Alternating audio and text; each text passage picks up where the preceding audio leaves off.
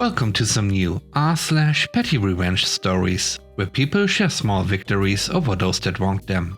I hope you had a great day. The first story is called Bamboo Wall.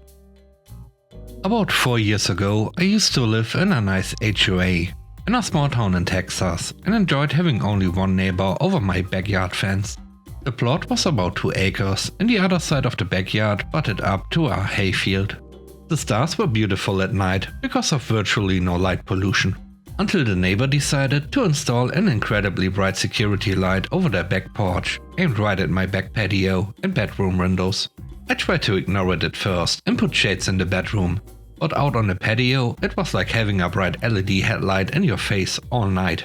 I consulted the HOA about adding a privacy addition to my fence to increase its height, and they said no, because it's already at the max allowed height. They said there was nothing in the bylaws or whatever about bright lights, so nothing they could do.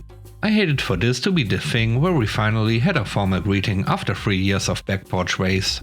But I walked over and rang the doorbell with $20. I politely explained how the light was causing the aforementioned nuisance and asked if there was any way I could convince him to point the light down or in a different direction. I even offered to buy him a case of beer, the $20 out of goodwill, and even a new motion sensing light. He seemed nice and agreed to point it down, but after waiting a month, nothing changed. I went back to have another polite conversation, and he said he had changed his mind and was going to leave it on every night and leave it pointed as is. If the military taught me anything, there are always ways to adapt and overcome.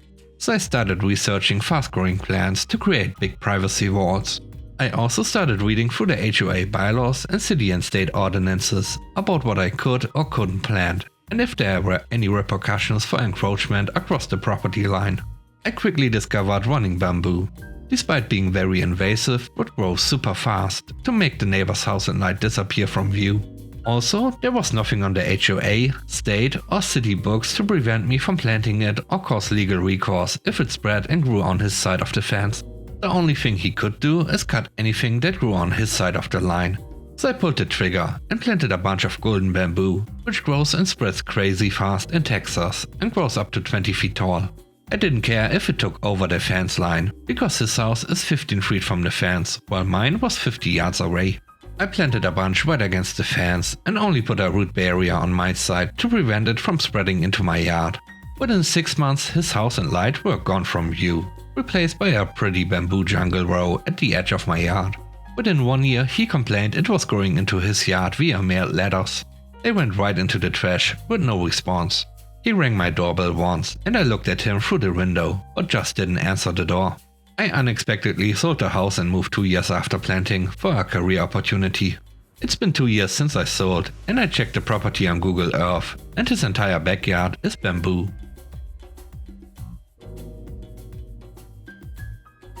The next story is called Complaints to the City. We have a next door neighbor who does not like us for no apparent reason. This is a vacation home for them, and we have never said a single word to or interacted with them ever. They seem to think we live in an HOA, which we don't, and call the city code enforcement on us over their perceived shortcoming in our lifestyle. We let our yard pretty much grow wild, whereas theirs is meticulously landscaped and professionally tended. We have 6-foot walls between houses, so they can't see much of anything in our yard without trying, such as climbing a ladder to take pictures to send to the city to lodge a complaint. The city investigates, finds nothing wrong, and closes the complaint. The last complaint happened a few months ago when we were doing some legally permitted construction. The neighbor calls the city, they come out and find no issues. Apparently he was upset with this outcome and he made more complaints, of which only one was valid. He complained about our vehicle parked on the street not having a current registration sticker. Parking enforcement came out and put up a sticker, telling me to fix the problem or move it within 3 days. Apparently, my current license plate sticker had been scraped off. While out front, I noticed my neighbor's new motorhome parked in front of his house. It's illegal in the city to park a motorhome on the street. Normally, I could not care less about it, but this seemed like an opportunity I couldn't pass up. I asked the parking guy, "What about that thing?" He said there was no complaint about it, so I said, "I am complaining." I watched as he took pictures and wrote out the parking ticket and tow order. I then watched as, about an hour later, the tow truck eagerly hooked it up and whisked it away to the impound lot. The third story is called Bullying Coworker. I worked at a large company with various teams in the IT department. I was on the desktop team, which basically troubleshoots computer software and hardware, but did not repair or replace hardware. A root coworker, Jack, worked on the hardware team. We use the same ticketing system and are on the same larger IT support team, but have different direct managers. One time I put 2 separate tickets in for 2 computers that both had hardware issues. As this is what my direct manager had instructed the desktop team to do. I transferred 2 tickets to Jack for 2 separate computer hardware issues. He wrote on the ticket, "They are trying to cheat the system by creating 2 tickets for 1 issue." But he got the 2 computers' names mixed up with one from another ticket, which had only 1 computer. So he looked at the wrong ticket, then accused me of trying to cheat the system. I showed my direct manager the screenshot of Jack's comment. He said, "Jack shouldn't write comments like that. That is uncalled for. I'll talk to his manager." A few weeks later, I worked on another computer with a hardware issue. Jack took the ticket and wrote, "There's no hardware issue, only incompetence." Now I was mad as I diagnosed the issue and there was indeed a hardware issue. So I took a screenshot of the comment, emailed my direct manager and CC'd HR. With the subject, "Reporting bullying from a coworker," with detailed documentation on both incidents, and asking them what they are going to do to address this. They fired him. The last story is called Due Process. This was in the mid to late 90s in a northern Midwest mid-sized city. Parking near my apartment near a university was only on-street parking. Bad in the best times. It got miserable in winter with alternative side parking, eliminating half the parking on major streets, such as where my apartment was. Failing to find any parking, some nights I would risk it.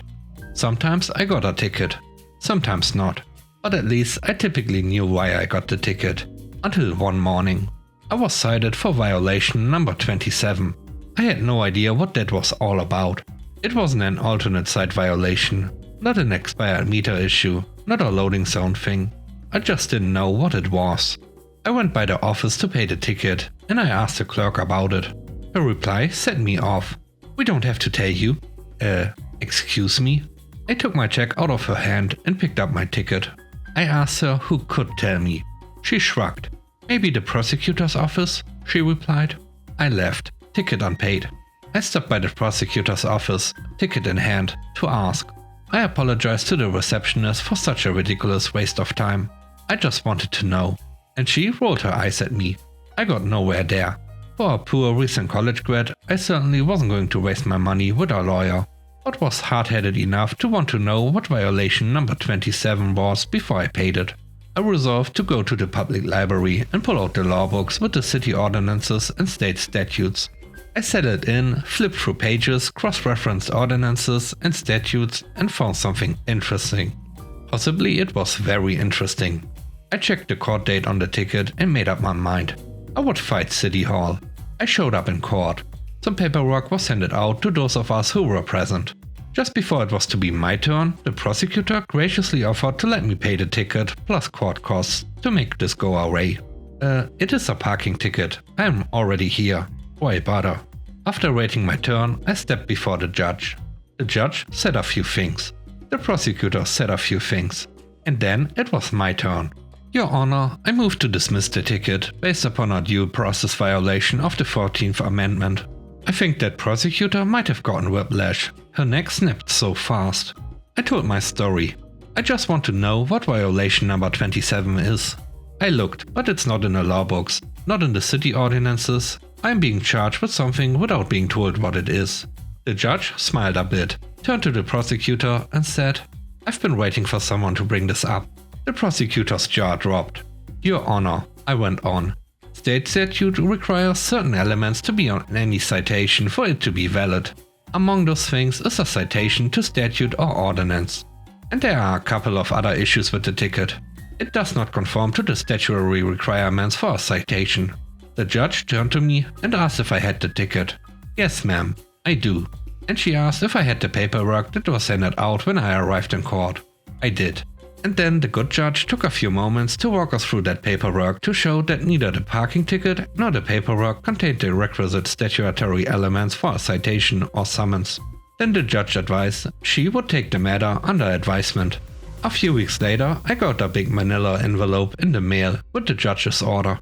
In clearly written legalese, she went step by step through my argument, the requirements in statute and ordinance, and the utter failure of the city to write a single valid parking ticket on their standard form in many years. She detailed that the city, to allow their parking enforcement officers to write tickets faster, used their own list of violation numbers. They did not correspond to any section numbers of the statute or ordinance. If you didn't have the list, you just might not know. And the judge threw out my parking ticket as a due process violation of the 14th Amendment. Oh, and that violation number 27 was parking too close to a handicapped ramp. I didn't see it under the snow. My bad. But it didn't matter. I had moved out of town by then. Thanks for watching the video. I hope you enjoyed it. If you did, please consider subscribing to the channel for more content. Let me know what you think about the stories in the comment section below. Have a great day. Bye bye.